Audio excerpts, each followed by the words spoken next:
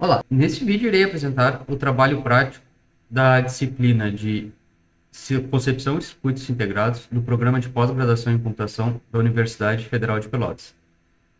Disciplina que é ministrada pelo professor Leomar, juntamente com o doutorando Henrique Kessler. Então, neste trabalho consiste em implementar um circuito em SPICE, representado pelas equações F1, F2 e F3. Nesse circuito, temos que ser identificado atraso de propagação do sinal, consumo dinâmico e consumo estático.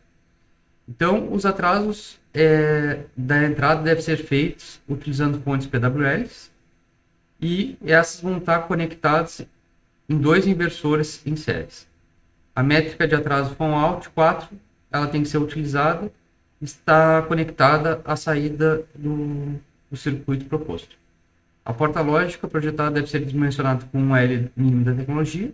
O W dos transistores deve ser ajustado com a técnica do lógico forte. E o fator de propagação dos transistores PMOS na tecnologia de 1.5. Então, dado o circuito a ser avaliado, que é composto do circuito da função 1, a função 2 e a função 3, tem cada uma das suas entradas inversores em séries. E na saída do circuito, um FON-out 4, consiste em 4 inversores em paralelo. Então, para desenvolver esse circuito, primeiramente foi utilizado o software Switchcraft, qual foi incluído a função 1, a função 2 e a função 3. Cada um com suas respectivas expressões. Juntamente, foi iniciado o desenvolvimento do LT-SPICE. Então, o primeiro passo do LT-SPICE é incluir a biblioteca que determina as características da tecnologia MIGA, no caso de 45 nanômetros. Foi definido os parâmetros mínimos da tecnologia, a tensão de 1 volt, o L mínimo de 50 nanômetros, o W dos transistores NMOS de 100 nanômetros e os W dos transistores PMOS de 150, porque ele é 1.5 dos transistores NMOS. O primeiro passo, então, analisando o circuito, é criar o inversor. Então, para isso foi criado um subcircuito, chamado inversor, que ele consiste em dois transistores, um PMOS e um NMOS. Para fazer a entrada do nosso circuito, nós precisamos ter dois transistores, dois inversores em série. Então, para isso, nós criamos um input delay, um subcircuito chamado input delay, que ele é composto de dois inversores. Ó. Então, aqui nós chamamos o inversor 1, uma vez o inversor, passando o parâmetro A do subcircuito inversor e ligamos um segundo inversor na saída do primeiro inversor. Então, aqui nós temos a composição desse circuito de entrada aqui. Então, agora nós temos esse subcircuito. O próximo passo é determinar as funções do subcircuito 1, subcircuito 2 e subcircuito 3. Então, para isso, também utilizando o Switchcraft, foi desenvolvido a função 1 e gerado o Spice Netlist. Com o Spice Netlist, foi incluído o subCKT no código. Então, a F1 ela tem como 4 parâmetros de entrada. Tem 4 entradas nesse circuito, que é a fonte A, a fonte B, a fonte C e a fonte D, que são os 4 literais que nós temos na nossa expressão. Ó, A, B, C e D. Aqui nós temos que aplicar o Logic Forte. Então, o Logic Forte, para essa função, nós analisamos aqui e aí a gente consegue perceber que o pull-up só tem um transistor. Estão todos em paralelo, os transistores, não tem nenhum em série. Então, o nosso W tem que ser multiplicado por 1, ou seja, não precisa multiplicar. Já o pull-down, nós temos 4 transistores de série, então nós temos que multiplicar ele por 4. Então, aqui, o pull-up, não multiplicamos, e o pull-down se multiplica por 4, para aplicar a técnica do Logic Forte. Fizemos o mesmo para a função 2, do subCKT. A função 2, ela está definida por esse pull up por esse pull down. Então aqui nós temos transistores em série. Então nós vamos ver esse caminho aqui tem 3, esse caminho tem 3, esse tem 3 e esse tem 3. Então nós vamos multiplicar todos por 3. Então aqui todo pull up está multiplicado por 3. No pull down ocorre uma situação um pouquinho diferente. Ao analisar, nós conseguimos ver que o caminho maior aqui tem 4. Por esse caminho aqui tem 4, mas ele poderia ir por esse caminho aqui que tem 3. Então, por mais que esse A aqui, essa negação de A, tenha um caminho 2 por aqui, ele tem que assumir o caminho 3, que é o caminho maior por causa desse A aqui, está ligado nesse conjunto aqui em série de transistores. Então, o A e o NOT A vai ter tamanho 3. E os demais vão ter tamanho 4. Então, aqui por isso que o NOT A e o A foi multiplicado por 3. Também para aplicar a lógica forte. Por último, nós temos o F3, função F3, que ela está caracterizada por, no pull-up, 2 transistores em série, no pull-down, 2 em paralelo. Então, no pull-up, temos que multiplicar por 2, no pull-down, multiplicar por 1. Então, no pull-up, multiplicamos por 2, no pull-down, por 1. Ou seja, não precisa multiplicar. Então, com isso, nossos subcircuitos, eles estão todos já desenhados no Switchcraft e implementados subcircuitos no LT-Spice. Para finalizar, nós temos a carga. A carga consiste no Fan-out 4, que são 4 inversores ligados em paralelo. Para implementar os 4 circuitos em paralelo, no LT-Spice, criamos um subcircuito chamado Fan-out 4, ele vai ter uma entrada, uma saída, e eles vão ter todos ligados em paralelo. Então, são 4 inversores ligados em paralelo, porque a entrada, todas têm a mesma entrada, e todos têm a mesma saída. Continuando, nós precisamos alimentar o nosso circuito. Então, para isso, vamos criar primeiro uma fonte, um parâmetro de tensão que é 1 volt. Como nós precisamos analisar somente esse circuito aqui de avaliação, que corresponde ao F1, F2 e F3, vamos criar uma outra fonte de alimentação para alimentar essa entrada aqui, que seria o input delay, e o FA4 para essa função auxiliar, para essa fonte auxiliar. O circuito de avaliação vai ser alimentado por uma fonte específica para esse circuito. Então, a fonte do circuito vai ser a VDD, que é correspondida pela fonte F1, e a fonte F2, que vai ser VDD AUX, que vai alimentar tanto o input delay quanto o Fan-out 4.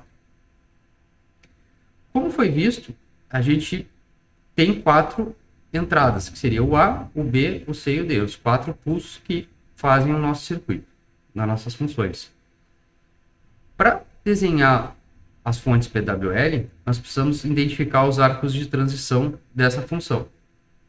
Para identificar os arcos de transição, temos que olhar as saídas, seria a F3. Então, a F3 corresponde à função 1 ou à função 2.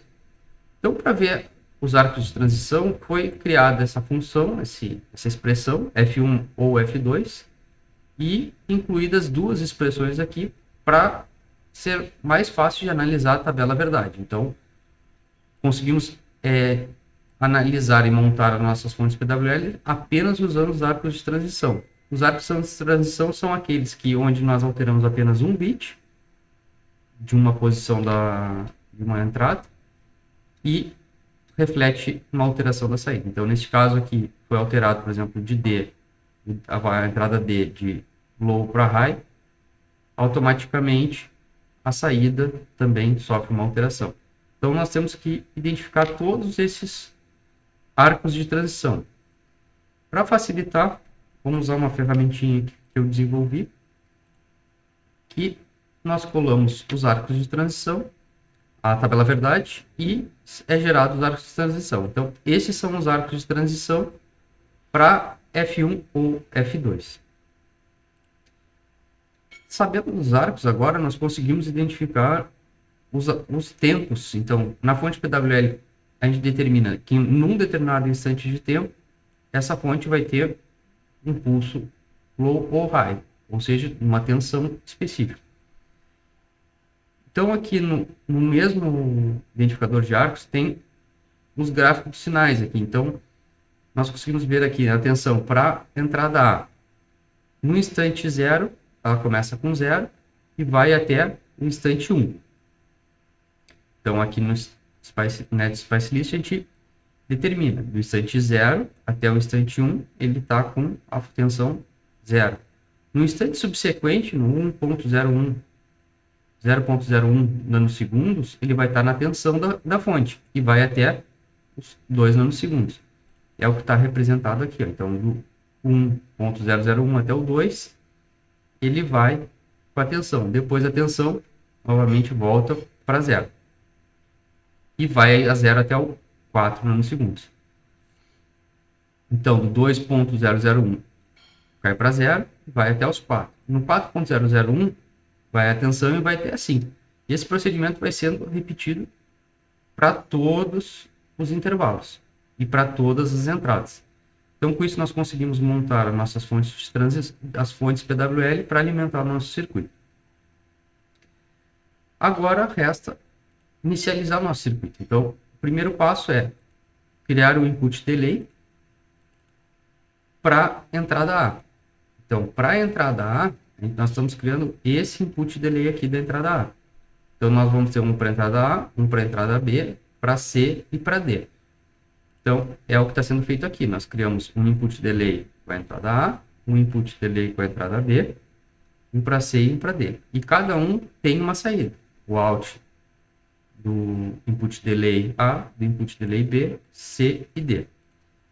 Para a função F1, circuito F1, nós criamos também, instanciamos esse subcircuito F1 e passamos como parâmetro a saída do inversor do input delay a saída do input delay B e a saída do input delay C e do D, que são as quatro variáveis, né, utilizadas pela função 1.